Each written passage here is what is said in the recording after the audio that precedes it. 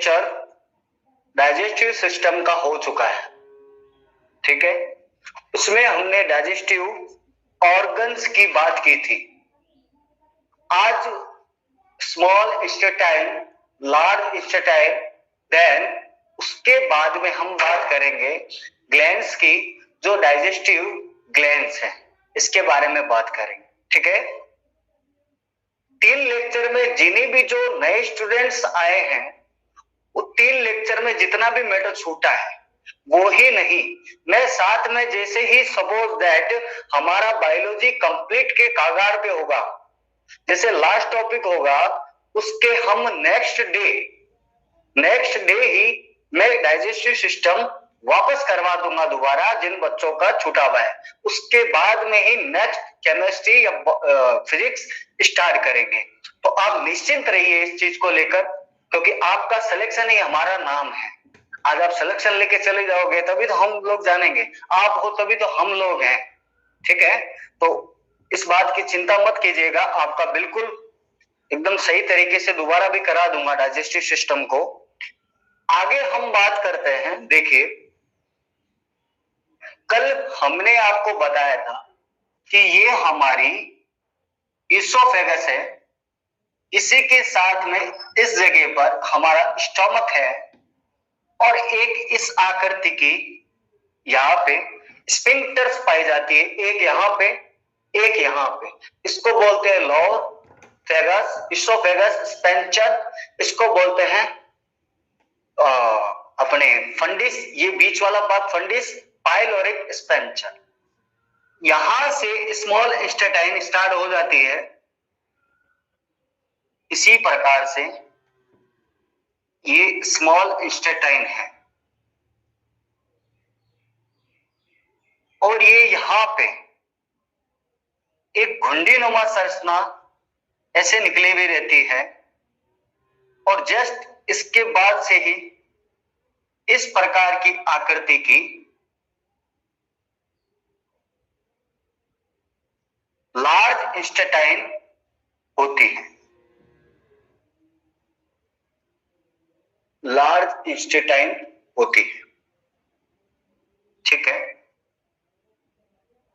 अब हम बात करेंगे, कल आपको बताया था कि एक पत्ती जैसे आकृति, यानी कि लीफ स्ट्रक्चर, लीफ स्ट्रक्चर की तरह हमारा पैनक्रियाज होता है। ये है पैनक्रियाज, इसोफेगस, और ये हमारा स्टमक है। इसके बारे में हमने बात कर ली थी। और यहां से ये लार्ज इंटेस्टाइन है, यानी कि स्मॉल इंटेस्टाइन, ऐसा ही लिख रहा हूं।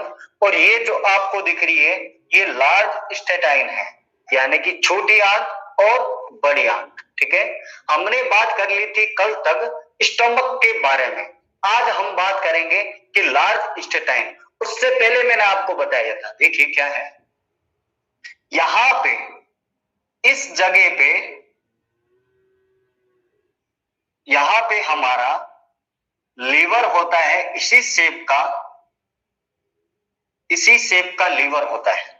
आप क्या देख पा रहे हो कि स्मॉल इंटेस्टाइन के 3 भाग होते हैं, ये मैंने आपको बताया था।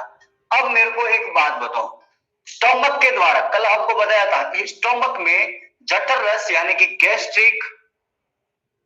गैस्ट्रिक जूस सिक्रेट करता है। ये यहां से गैस्ट्रिक जूस स्मॉल इंटेस्टाइन में जाएगा, और यहां से गॉल ब्लैडर लगा होता है, और यहां से डक्ट के द्वारा ये बाइल जूस यानी कि पित्त रस चला जाएगा किसके अंदर, स्मॉल इंटेस्टाइन के अंदर। और यहां से विसर्ग नलिका, कल आपको बताया था विसर्ग डक्ट, इसके द्वारा पैनक्रियाटिक रस यानी कि अग्नाशय रस किसमें चला जाएगा, स्मॉल इंटेस्टाइन में। अब बात ये आती है कि सर स्मॉल इंटेस्टाइन के कौन से भाग में ये तीनों जो रस है, तीनों जूस है, वो किस भाग में जाते हैं। उससे पहले मैं आपके कमेंट्स देख लेता हूं एक बार, ताकि आपको अच्छा लगे। Good evening, good evening. फटाफट से जितने भी है जुड़ जाइए। और आपको नोटिफिकेशन नहीं आया है क्या? अच्छा, चलो कोई इश्यू होगा मैं बोल दूंगा टेक्निकल टीम को हमारी, कोई दिक्कत नहीं है। बाकी क्लास रिकॉर्डेड है, आप चिंता मत कीजिएगा। देखिए आगे बात करते हैं। हमने गैस्ट्रिक जूस की बात की थी और बाइल जूस की बात करेंगे, पैनक्रियाटिक जूस की यानी कि अग्नाशय रस की बात करेंगे। सबसे पहले मैं गैस्ट्रिक जूस की बात करता हूं यानी कि जठर रस। कल भी आपको बताया था जठर रस यानी कि गैस्ट्रिक जूस, गैस्ट्रिक जूस के बारे में बात करेंगे। आपको पता है कल मैंने आपको बताया था कि हमारे स्टोमक में HCl होता है यानी कि हाइड्रोक्लोरिक अम्ल होता है। तो HCl होने के कारण इसका माध्यम जो है यानी कि मीडियम जो है वो एसिडिक होता है। किसका? स्टोमक का। उसका पीएच मान 1.2 से 3.0 होता है। दूसरी बात, जो जठर रस है यानी कि गैस्ट्रिक जूस है उसका रंग यानी कि कलर कैसा होता है? तो ये पीले रंग का होता है। गैस्ट्रिक जूस पीले रंग का होता है। नेक्स्ट, ये क्या काम करता है? ये पाचन को यानी कि भोजन को गलाने में सहायता करता है। भोजन को गलाने में सहायता करता है कौन? Gastric juice. और हल्के पीले रंग का होता है और अम्लीय प्रकृति का होता है। अम्लीय प्रकृति यानी कि एसिडिक नेचर का होता है, अम्लीय प्रकृति का होता है। ये बात की अपने जठर रस की यानी कि गैस्ट्रिक जूस की। नेक्स्ट हम बात करेंगे आगे, हम बात करेंगे अग्नाशय रस की। और अग्नाशय कहां स्थित होता है? अग्नाशय पैनक्रियाज के बारे में बात करेंगे। नेक्स्ट देखिए क्या है। नेक्स्ट हम बात कर रहे हैं इसके बारे में, स्टोमक के बारे में बता चुका, ये थोड़ा सा पार्ट रहा था इसका, वो बता दिया। नेक्स्ट बात करेंगे किसका? अग्नाशय का यानी कि पैनक्रियाज का। अग्नाशय यानी कि पैनक्रियाज।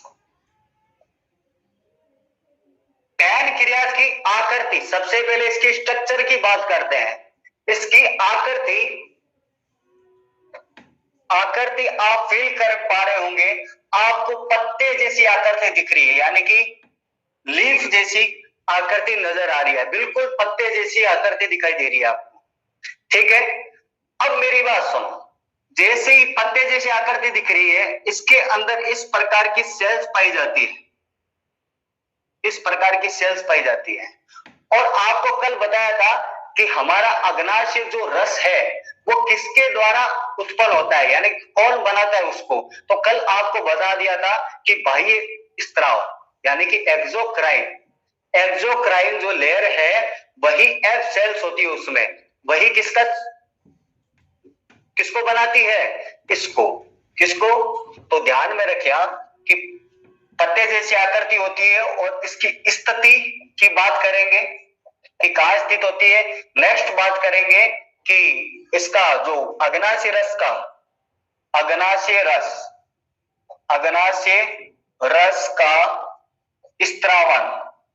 स्त्रावन यानी कि सिक्रेशन कौन करता है, ये बात करेंगे। देखिए ये हमारा इस प्रकार की आकृति का पैनक्रियाज होता है, इस प्रकार की आकृति। इसमें कुछ इस प्रकार की आकृतियां पाई जाती है एक झुंड में आकृतियां पाई जाती हैं। इसे बोलते हैं लैंगरहैंस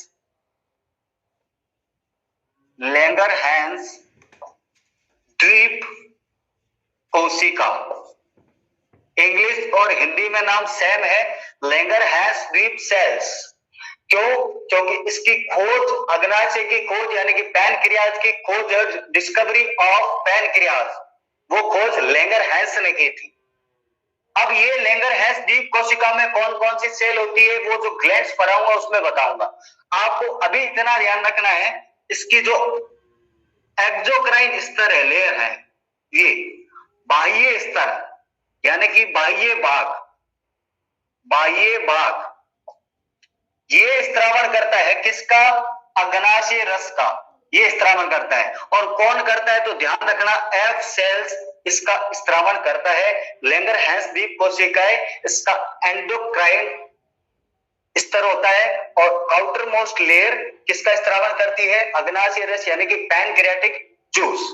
नेक्स्ट बात करते हैं कि सर यहां तक तो कोई दिक्कत नहीं है, आप बताइए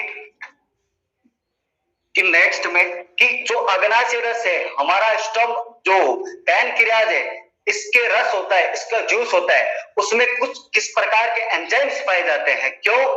क्योंकि आपको पता है ये बाहर वाले आउटर मोस्ट लेयर क्या एंजाइम का उत्पादन करती है और अंदर वाली जो एंडोक्राइन है ये हार्मोन्स का स्त्रावण करती है। तो आउटर मोस्ट लेयर क्या करती है उसके बारे में बात करते हैं। तो अग्नाशय रस में यानी कि पैनक्रियाटिक जूस के अंदर कौन कौन से एंजाइम्स होते हैं? एंजाइम्स की बात करता है। एंजाइम कौन कौन से एंजाइम होते हैं? पहले बात करता हूं मैं सबसे पहले ट्रिप्सिन, सेकंड होता है लाइपेज, देन थर्ड होता है आपका न्यूक्लिएज,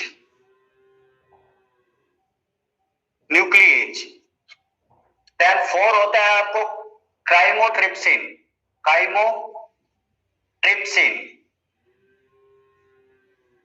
देन 5 नंबर पे आपका आएगा काइमोट्रिप्सिन और एक आपका आएगा कार्बोक्सिक पेप्टाइड,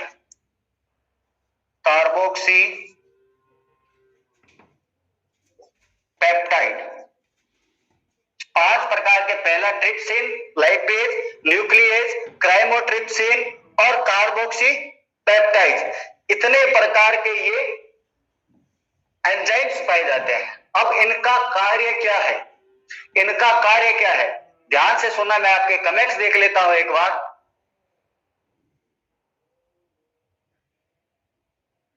क्लास नहीं चल रहा है क्या? मेरी आवाज आ रही है क्या प्रॉपर तरीके से? कमेंट करके बताइए, आवाज आ रही है अच्छी तरीके से? क्लास नहीं चल रहा है क्यों, क्या दिक्कत हुआ?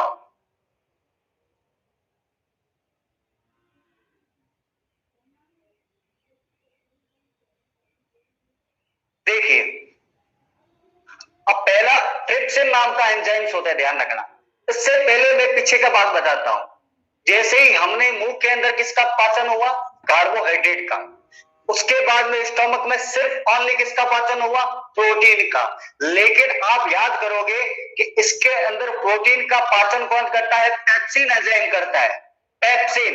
तो ध्यान रखना, अग्नाशय रस में यानी कि पैनक्रियाटिक जूस में प्रोटीन का पाचन कौन करता है? ट्रिप्सिन। तो ध्यान रखना कि प्रोटीन का पाचन, प्रोटीन को ट्रिप्सिन तोड़ देता है किसमें?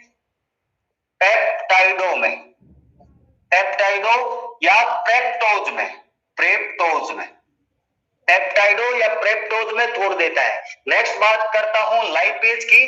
तो लाइपेज तोड़ता है वसा को, वसा यानी कि फैट को तोड़ देता है ये ग्लिसरॉल प्लस वसीय बूंदे यानी कि फैटी एसिड में तोड़ देता है, ठीक है, वसीय बूंदे। नेक्स्ट बात करता हूं न्यूक्लिएज की। ये न्यूक्लियोटाइडों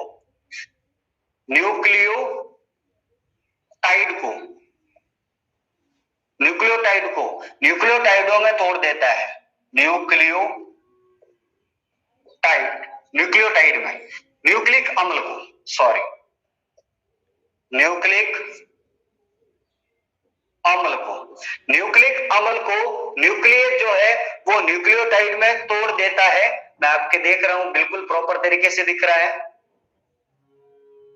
ठीक, आगे बात करते हैं क्राइमोट्रिप्सिन। देखिए, आपने सुना होगा कि सर जब बच्चा होता है तो आपने बताया था कि प्रोलाइटिक एंजाइम्स बताए थे स्टोमक के अंदर जो प्रोटीन का पाचन करता है। पहला बताया था आपको पेप्सिन, देन सेकंड बताया था आपको रेनिन एंजाइम। जैसे जैसे हम बड़े होते हैं तो रेनिन एंजाइम बनना बंद हो जाता है, यानी कि फिनिश हो जाता है। उसके बाद में भी, और आप कह रहे हो कि सर दूध में केसिन प्रोटीन होता है, मतलब मिल्क प्रोटीन केसिन वो पाचन करता है। अब चाहे कैसा भी दूध हो, केसिन प्रोटीन तो हो गई, लेकिन जब बच्चा होता है यानी कि चाइल्ड होता है, उसके अंदर वो एक्टिव होता है। उसका पाचन यानी कि डाइजेशन कौन करता है? जो रेनिन एंजाइम है, इसमें स्टोमक के अंदर। लेकिन जब आप बड़े होते हो तो भी आप दूध पीते हो, उस टाइम उसका डाइजेशन कौन करेगा? तो ध्यान में रखना, उस टाइम काइमोट्रिप्सिन करता है। काइमोट्रिप्सिन ये क्या करता है? दूध में जो केसिन प्रोटीन होता है, केसिन प्रोटीन यानी कि दूध के अंदर केसिन प्रोटीन, उसको तोड़ देता है या पैराकेसिटिन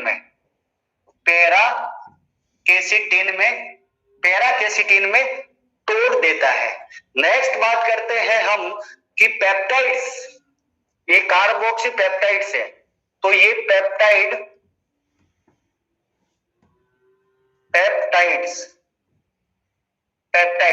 ये तोड़ देता है कार्बोक्सी पेप्टाइड्स। किसको? ये पेप्टाइड्स को तोड़ देता है अमीनो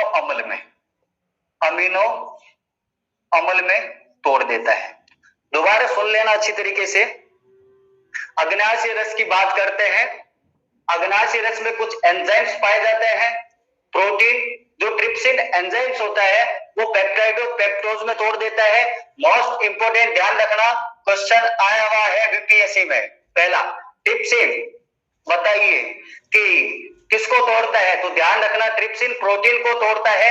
अगर आपको चेंज करके पूछेगा तो ये पूछ लेगा, बताओ ट्रिप्सिन एंजाइम किसके द्वारा उत्पादन होता है, कौन बनाता है? तो आपको पैनक्रियाज याद रहेगा। नेक्स्ट बात करता हूं कि लाइपेज एंजाइम किसका डाइजेशन करता है? तो ध्यान रखना किसका? वसा का, यानी कि ग्लिसरॉल वसीय बूंदे। नेक्स्ट बात करते हैं न्यूक्लिक अम्ल की, न्यूक्लियोटाइड। नेक्स्ट बात करते हैं कि क्राइमोट्रिप्सिन किसका पाचन करता है? तो दूध में जो केसिन प्रोटीन होता है उसको पैराकेसिटिन में तोड़ता है। नेक्स्ट बात करते हैं कि कार्बोक्सी पेप्टाइड जो है वो किसको तोड़ता है? पेप्टाइड, यानी कि जो अब ये पेप्टाइडो लिखा है पेप्टोज, इसको भी तोड़ देता है। किसको? अमीनो अम्ल में। और आपको पता है कि प्रोटीन जो होती है वो श्रृंखलाएं होती है किसकी? अमीनो अम्ल की। 20 अमीनो अम्ल मिलके प्रोटीन बनाता है। इसी प्रकार से हमारा डाइजेशन चलता है। तो आप क्या देख रहे हो? एक और रह गया, एक और बता देता हूं। सबसे पहले आपने एमाइलेज नाम का एंजाइम सुना है? एमाइलेज, ये अमाइलेज हमारे मुंह के अंदर भी होता है, जिसको आप टाइलिन बोलते हो। ये मुंह के अंदर भी होता है। ये किसका पाचन करता है? यानी कि कार्बोहाइड्रेट यानी कि स्टार्च। हिंदी में इसको मंड भी बोलते हैं। ये स्टार्च को तोड़ देता है किसमें? माल्टोज में तोड़ देता है। आप इस चीज को क्या देख रहे हो कि देखो सर हमने क्या क्या खाया था? मैंने बताया था आपको, कार्बोहाइड्रेट, प्रोटीन, वसा, उसके साथ में कुछ जैसे मेडिकल और भी लेते हैं, दवाई लेते हैं, बीमार होता है तब जिलेटिन होता है, उसका भी पाचन होता है, डाइजेशन होता है। आप देखो, सबसे पहली बात सर कार्बोहाइड्रेट का पाचन हो गया, एमाइलेज एंजाइम ने किया, माल्टोज में तोड़ दिया। नेक्स्ट प्रोटीन का पाचन किया, नेक्स्ट वसा का पाचन किया, न्यूक्लिक अम्ल होता है केसिन, दूध का भी पाचन हो गया, पेप्टाइड्स यानी कि कार्बोपेप्टाइड अमीनो अम्ल में टूट गया। आप क्या देख रहे हो कि सर जो भी हमने खाया है सब कुछ, उन सब कुछ का डाइजेशन हो चुका है इसके अंदर। सब कुछ, कार्बोहाइड्रेट, फैट, प्रोटीन, न्यूक्लिक अम्ल, दूध का सब कुछ पाचन हो गया। इसीलिए इसको क्या बोलते हैं? पूर्ण पाचक रस। इसीलिए किसको? अग्नाशय रस को, यानी कि पैनक्रियाटिक जूस को पूर्ण पाचक रस कहते हैं। पूर्ण पाचक रस कहते हैं। ध्यान से सुन लेना। क्या आपको समझ में आ गया है? क्या नहीं आया तो एक बार और बताता हूं। मैं आपके कमेंट चेक कर रहा हूं, आप फटाफट से कमेंट करके बताओ सर ओके है, फिर आगे चलते हैं।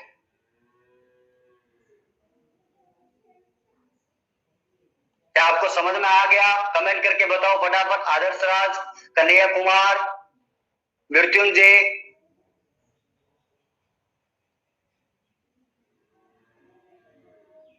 समझ में आ गया आपके? ठीक है, आगे चले, आगे चलते हैं। तो ये बात की हमने किसकी? अग्नाशय रस की। अग्नाशय रस यानी कि अग्नाशय रस की। अब मेरी बात सुनना, इधर वापस आओ। सर स्टोमक से आया गैस्ट्रिक जूस, ठीक है सर मान लिया। पैनक्रिया से आया पैनक्रियाटिक जूस, ठीक है। पित्त रस आया, बाइल जूस किससे आया? कल बताया था आपको, बाइल जूस आया। बनाता कौन है इसको? लीवर, हमारे लीवर। कौन सी सेल्स बनाती है? हिपेटोसाइट, कल बताया था। जब आज भी पढ़ाऊंगा ग्लैक्स तब बताऊंगा इसको। यहां से ये रस आया किसमें? गॉल ब्लैडर में।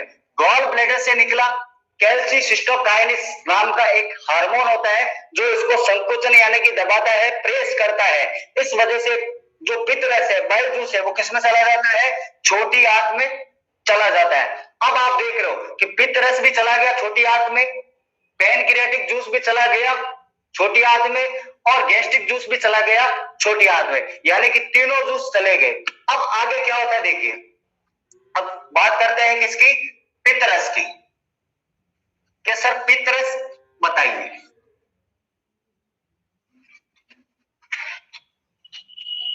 देखिए बाइल जूस की बात करते हैं। बाइल जूस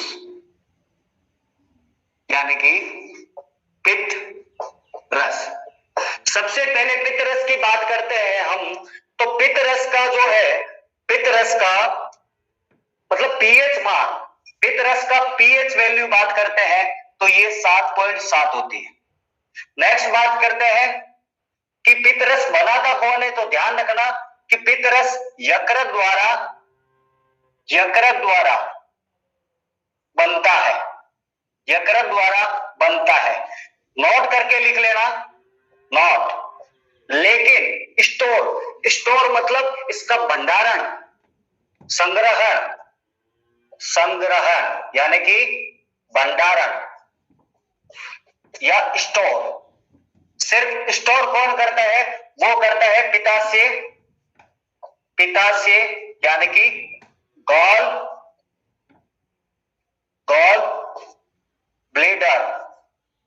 ब्लैडर करता है। इसका संग्रहण यानी कि स्टोरेज कौन करता है? Gall bladder. अब एक कहानी पे लेके चलता हूं। आपको पता है जब आप जाते हो डॉक्टर के पास में, या किसी भी मतलब कोई भी ऐसा व्यक्ति सुना होगा आपने कि सर डॉक्टर बोलता है इसका गॉल ब्लैडर यानी कि पित्ताशय निकालना पड़ेगा, ठीक है। जब वो पित्ताशय उसका निकाल देता है, आपको पता है इसमें पुनरुद्भवन की शक्ति होती है, लीवर में भी होती है, हिपेटोसाइट सेल्स में।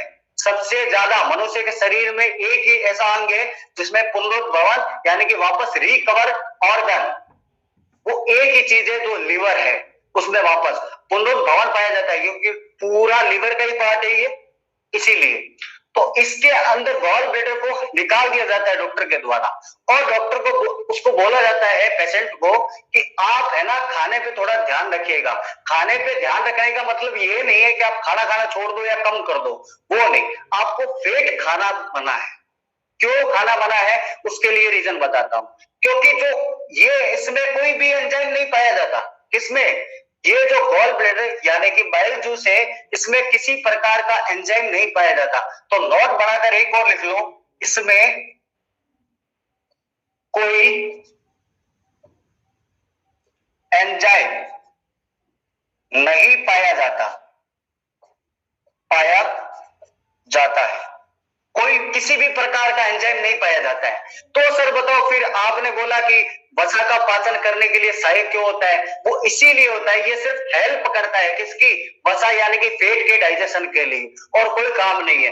एक्चुअल में क्या करता है जो पित्त रस होता है, कल मैंने आपको बताया था यहां से आया एसिडिक मीडियम, ठीक है, और यहां से आया अग्नाशय से नॉर्मल मीडियम, सात लगभग 8.3 से होता है, मतलब थोड़ा सा बेसिक नेचर का होता है।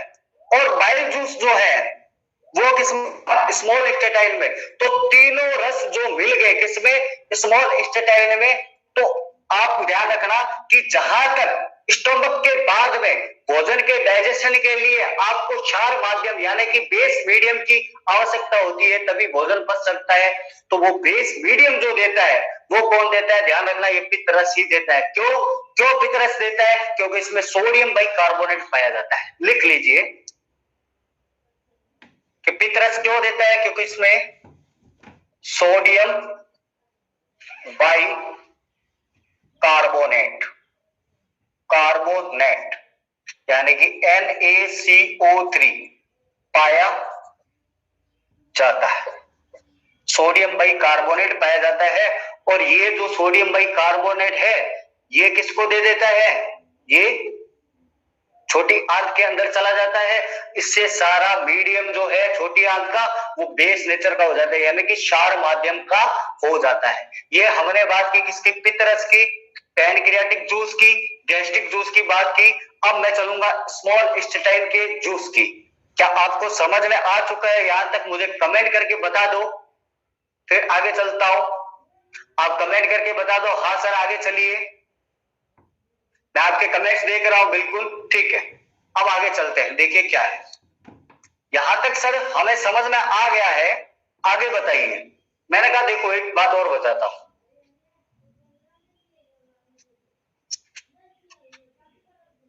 हमारे जो छोटी आंत है, अब वो सारा जूस जो है, इन तीनों का जूस वो गया किसमें, स्मॉल इंटेस्टाइन में। तो सबसे पहले मैं बात बताता हूं कि स्मॉल इंटेस्टाइन के अंदर, स्मॉल इंटेस्टाइन यानी कि छोटी आंत, छोटी आंत, छोटी आंत की बात करता हूं। सबसे पहले बात करूंगा छोटी आंत कितनी बड़ी होती है, यानी कि उसकी लंबाई कितनी होती है, लार्ज कितनी होती है। तो ध्यान में रखना, इसकी लेंथ यानी कि लंबाई 6 से 8 मीटर होती है, 6 से 8 मीटर, एग्जैक्ट आपको 7 मीटर याद रखना है, ठीक है। पहली बात ये। सेकेंड बात, इसका व्यास कितना होता है, व्यास मतलब डायमीटर। तो ध्यान रखना ये 2.5 से, सॉरी 1.5 से 2.5 सेंटीमीटर होती है। अधिक लंबी होने के कारण, इसका डायमीटर छोटा होने के कारण इसको छोटी आंत बोलते हैं, ठीक है। नेक्स्ट बात करते हैं कि इसके भाग कितने होते हैं। तो छोटी आंत के मेजर 3 पार्ट होते हैं, पहला, ये पहला, दूसरा, तीसरा। पहले भाग को बोलते हैं ग्रहणी, नेक्स्ट भाग को बोलते हैं अग्र क्षुद्रांत, नेक्स्ट पार्ट को बोलते हैं क्षुद्रांत। ये 3 पार्ट होते हैं। इंग्लिश में बात करता हूं, उसको बोलते हैं ड्यूडेनम, इसको बोलते हैं जेजुनम, इसको बोलते हैं ileum, ileum, duodenum, jejunum, ileum, 3 part होते हैं। अब बात करते हैं कि सबसे मतलब इसका ग्रहणी का आकार कैसा होता है। तो ध्यान में रखिए, ये सबसे छोटा पार्ट होता है, सबसे छोटा भाग होता है, यानी कि लगभग 25 सेंटीमीटर का। नेक्स्ट बात करते हैं क्षुद्रांत की और अग्र क्षुद्रांत की। तो ध्यान रखना सबसे लंबा भाग यही होता है, सबसे लंबा भाग, लंबा भाग यानी कि लगभग 30 सेंटीमीटर, और ये बीच का पार्ट होता है। अब आप क्या देख पा रहे हो, क्या यहां पे मैंने बताया था आपको, यहां पे एक पेशी लगी होती है यहां पे। अब ये आप देख रहे हो क्या, ऐसे सी आकार की आपको दिख रही है, यानी कि ये डेडुनम आपको सी आकार की इस प्रकार से दिख रही है। तो ध्यान में रखना, डेडुनम यानी कि ग्रहणी की आकृति अगर पूछा जाए तो ये सी आकार की होती है, सी आकार की होती है, ठीक है, ये ध्यान में रखना। अब बात करता हूं, देखिए क्या है, अब ये सी आकार की हो गई, ठीक है, इसी को बोलते हैं डेडुनम, डियोडिनम, डियोडिनम। और ये बीच वाली आकृति दिख रही है, इसको बोलते हैं भैया जेजुनम, जेजुनम। और ये आपको लास्ट में दिख रहा है, इसको बोलते हैं इलियम, इसको बोलते हैं इलियम। ठीक है, ये 3 भाग में होते हैं। अब एक बात सुनो मेरी, सर ये 3 भाग में होते हैं, ये समझ में आ गया। इसके अंदर क्या है, ये जो भी पाचन, सर्वाधिक पाचन छोटी आंत में होता है, आपने सुना होगा। लेकिन आपको अगर मैं ये चलो आप बताओ, मैं आपको क्वेश्चन पूछ रहा हूं, मेरे को इतना जवाब दे दो कमेंट करके कि सर्वाधिक पाचन छोटी आंत में यानी कि स्मॉल इंटेस्टाइन में होता है। ये बता दो कि कौन से भाग में होता है, क्या ड्यूडेनम में होता है, जेजुनम में होता है या इलियम में होता है? फटाफट से आप मेरे को कमेंट करके बताओ कि सबसे ज्यादा डाइजेशन छोटी आंत के यानी कि स्मॉल इंटेस्टाइन के कौन से भाग में होता है? कमेंट करके बताएं फटाफट से, मैं आपके कमेंट देख रहा हूं।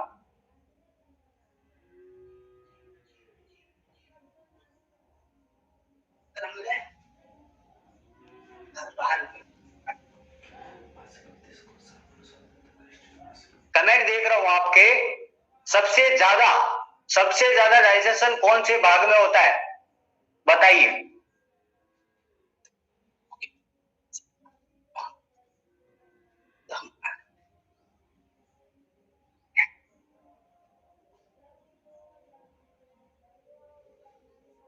जल्दी से बताओ। नहीं, आपका आंसर सही नहीं है भैया। सबसे ज्यादा डाइजेशन जो है वो ध्यान में रखना डेडुनम पार्ट में होता है, तो ध्यान रखना। मैं आपको लिख रहा हूं, सर्वाधिक पाचन, सर्वाधिक पाचन, पाचन यही होता है, यही होता है। ध्यान में रखना, आज के बाद में नोट डाउन कर लेना इस चीज को कि डेडुनम यानी कि ग्रहणी में सर्वाधिक पाचन, सर्वाधिक यानी कि फुल डाइजेशन होता है। नेक्स्ट बात करता हूं अगर क्षुद्रांत की। ये अगर क्षुद्रांत क्या काम करता है? ये अगर क्षुद्रांत जो है हमारे छोटी आंत में, हाँ सर, ये छोटी आंत का जो है ये हमारे पेट के अंदर पित्त, लवण व विटामिन का अवशोषण करता है, यानी कि पित्त, लवण और विटामिन का अवशोषण करता है, विटामिन का अवशोषण करता है।